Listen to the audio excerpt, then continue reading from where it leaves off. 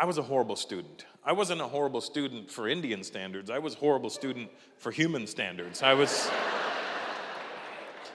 like, to an Indian person, a horrible student is, he only got 80. What an idiot, you know, like. I was literally, when I say like a shit student, like terrible. Here's the problem. I grew up in the 80s, where 70s and 80s, there was no diagnosis for anything. Back then, you know, I had, and I still have ADD, but in the 80s, there was no diagnosis for ADD. Back then, it was like, he's a idiot. The blackboard's here, he's looking over there.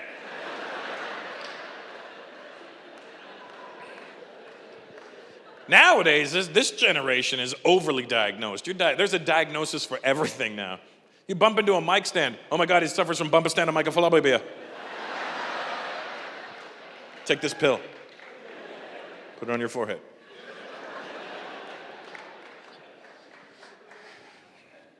I was literally a student. Like, I'm not trying to brag, but you know, this is actually nothing to brag about, but it's an actual fact.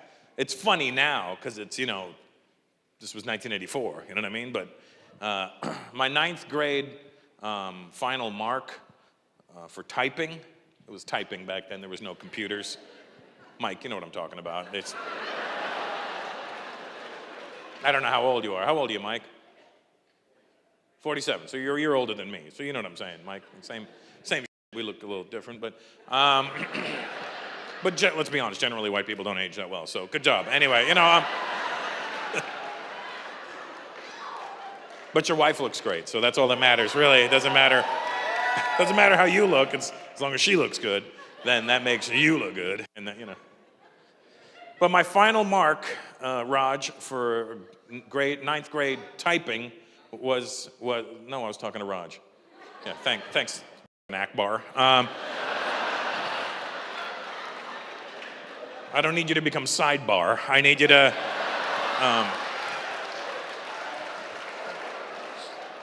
one white girl and he gets all brave. You know what I mean?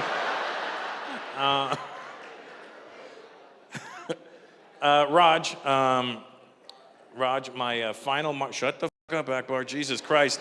This is why your people shouldn't drink alcohol. This is why we got rid of you in the first place.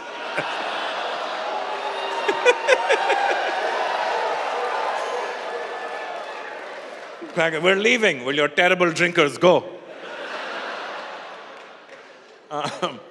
My final mark, Raj, in 9th grade typing, and this is not an exaggeration, was 13%. Even my dad was like, son,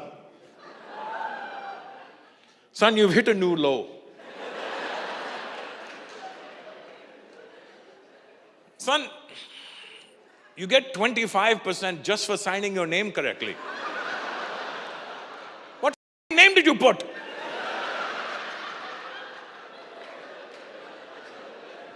I was a student. It got to the point where, while I was in high school, my parents literally would say to me, son, just get 50. It's a pass, just get 50. Don't have to show off and get 51, just 50. They knew I hated school. What's your name, buddy? Dennis. Wow, that's... You did that to him? He's a red-headed kid named Dennis. Did you never read a comic book, Dad, ever? Thank God he's not an ugly red-headed kid, you know what I mean? Because that'd be really up. He's got a good shaped face on him, he'll be fine, you know. He'll be bagging baddies in no time. Put the little ginge in the minge, you know what I mean? A little...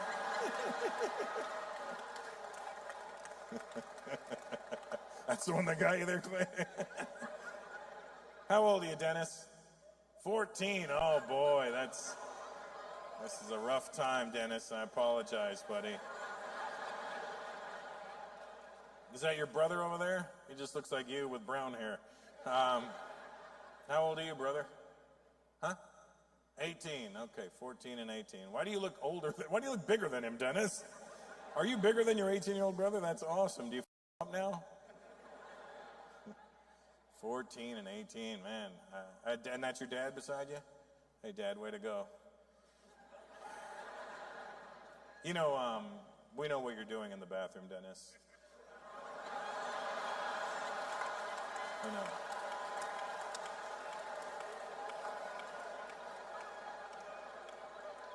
If you're not, then leave your phone outside the bathroom when you go take a shower. And I want you to feel better about yourself, Dennis. Your dad does it too still. Don't worry about it.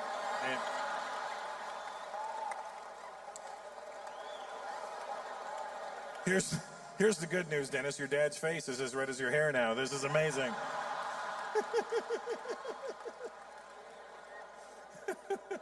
And your mom just vomited a little bit, so... That's going to be a quiet ride home, huh?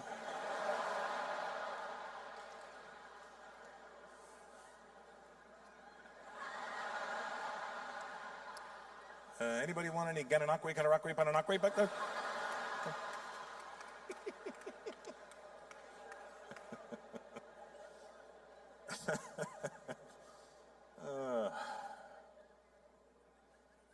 I worry about the future, man.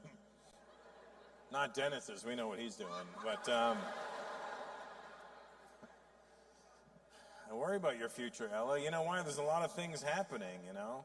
You know, my generation, you know what my generation says about yours a lot? A lot. We say this a lot, and it's not fair. We say, generation's too sensitive. Everything bothers them. They get so offended by everything. We say that about you, but that's not fair, because the reason you're sensitive is because of my generation. My generation started political correctness. If we didn't do that, we'd be fine right now. But here's the thing, we did it out of necessity. We didn't do it because we were bored. We created political correctness because our parents' generation was insane. You gotta figure, my father was born in 1925 in India under British rule. Do you know how nuts my dad was? My dad spoke English so racistly all the time. You wonder why I'm this way? Like my dad, I'm like, Dad, why do you say so much racist stuff? How can it be racist? I learned English from the British.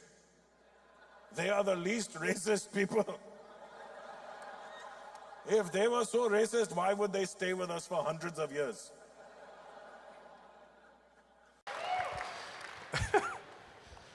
Oh, man. What's up, Punjabi guy? How you doing? I'm assuming you're Punjabi. Otherwise, you've got the wrong headgear on. For a Gujarati, you look ridiculous. What's your name, buddy? Sorry? Harveen? Harveen. Hello, Harveen. Gaddaji. You're from Bombay? Where? Delhi? Chandigarh? Oh, fucking hood, buddy. The Pind.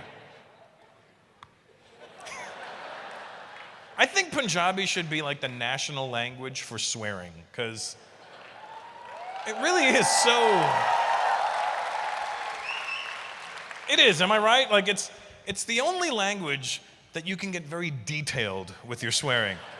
The rest of the Indian cuss words are nice, you know, mother child, ooh, he called me motherfucker, ooh. Punjabis are like, never mind your mother. It goes straight to your sister with them. You don't even need to have a sister and they'll still fucking cuss your sister up. And that's not just your basic banjo, you know, that's fine. That's the rest of India, banjo, right? Punjabi's like, oh, we see your banjo and raise you. Bandalora. What?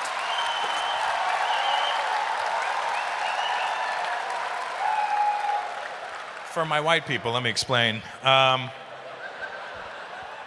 So banjo is sister. That's a pretty generic all India swear word. The Punjabis will change it to bandalora, which is your sister's.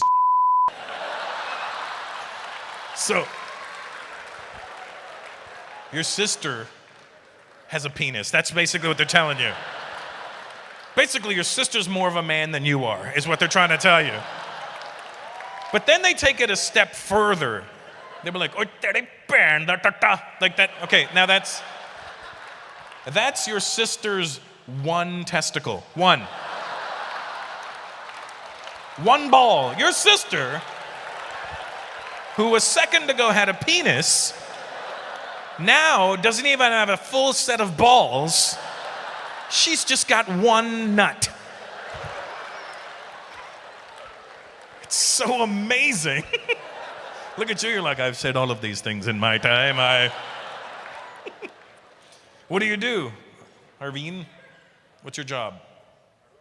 You don't have a job? And you got front row seating? What the What kind of unemployment are you on, buddy? You see him when you get out of here, he walks up to you, go, Uncle, change, Uncle. Mera pen da tata.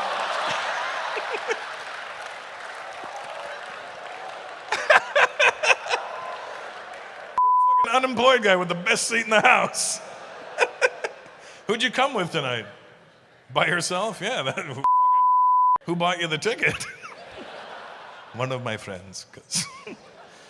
So did you meet the guy beside you? Did you talk to him at all? What's your name, buddy? What? Darshan? Darshan, did you meet Harveen? That's him right there. You looked around like, where is he? Hey. The fucking guy was just talking to a second ago, right there. Harveen, that's Darshan. He's blind, apparently. Just, where is this bastard? I don't. Do you work, Darshan? What do you do? You own a t-shirt shop. Do you think you could get him a job? I don't think he needs one, to be honest with you. He's doing okay without one. He's got a fucking Hermes belt on. It's probably fake, but whatever. It's still. I think the H just stands for Harveen is what it stands for.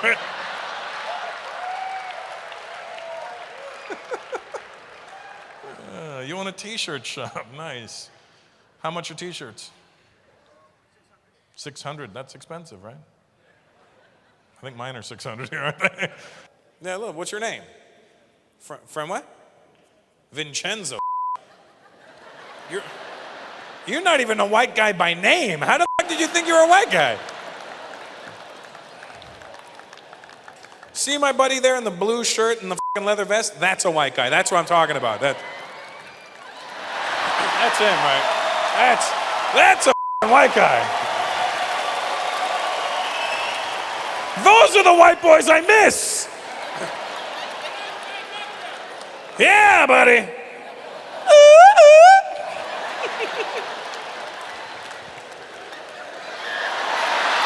There you go. See, if I ask him, are you Canadian? Right.